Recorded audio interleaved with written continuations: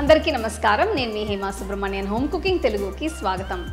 మనం ఎన్ని రకాల రెసిపీస్ కానీ డిషెస్ కానీ ఎన్ని వెరైటీలు తిన్నా కూడా సమ్టైమ్స్ మనం ఇంట్లో చేసే సింపుల్ వంటకాలే మనం మనస్ఫూర్తిగా ఎంజాయ్ చేస్తాం.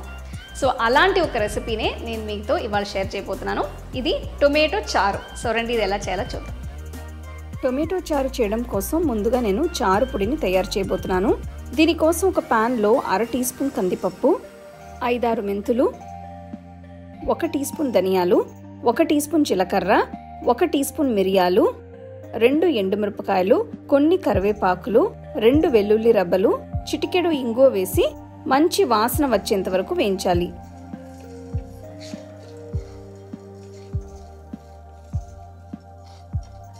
ఇవి వేగిన తర్వాత పొయ్యి కట్టేసి పక్కన పెట్టి చల్లారనివ్వాలి. ఆ తర్వాత వీటిని ఒక మిక్సర్ జార్లో వేసి బరక్కా అయ్యేట్టు పొడి పట్టాలి.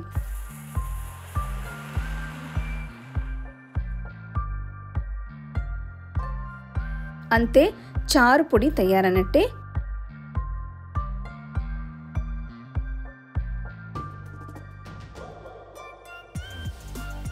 ఇప్పుడు చారు పెడతానికి నేను 5 పెద్ద టొమాటోల్ని తీసుకుంటున్నాను. వీటిని ఇలా రఫ్గా కట్ చేసి పక్కన పెట్టుకోవాలి.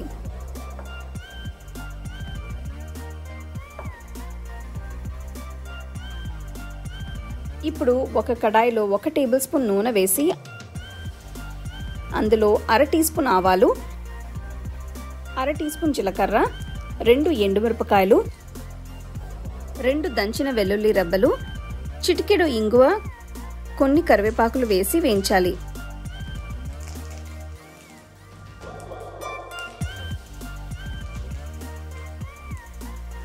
ఆవాలు చిటపటలాడిన తర్వాత ఇందులో తరిగిన టొమాటోల్ని వేసుకోవాలి.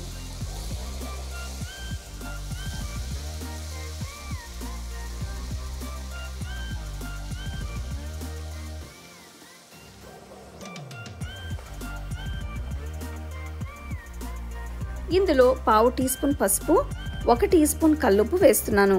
మీరు కావాలంటే కల్లుప్పుకి బదులు మామూలు ఉప్పు వాడుకోవచ్చు.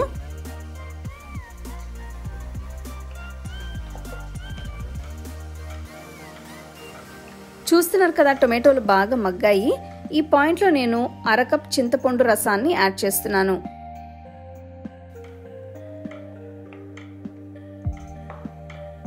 కడాయికి ఒక మూత పెట్టి 5 నిమిషాలు టొమాటోల్ని చింతపండు రసంలో ఉడికించాలి.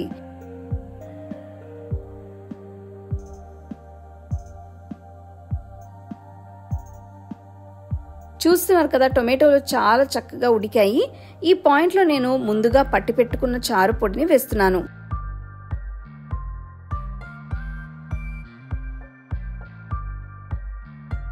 నెక్స్ట్ ఇందులో 2.5 కప్పులు నీళ్లు పోస్తున్నాను. ఇదంతా బాగా కలపాలి.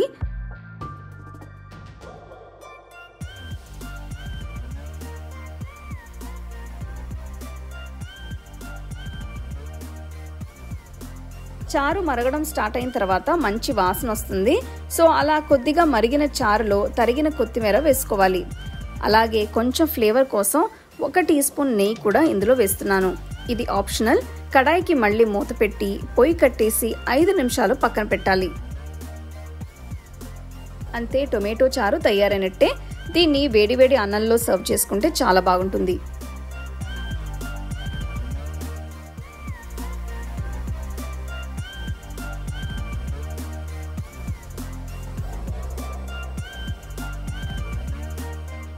వేడి అన్నంలో ఈ టొమాటో చారు వేసుకుని తింటే అసలు ఎంత హాయిగా ఉంటుందో నేను చెప్పలేను.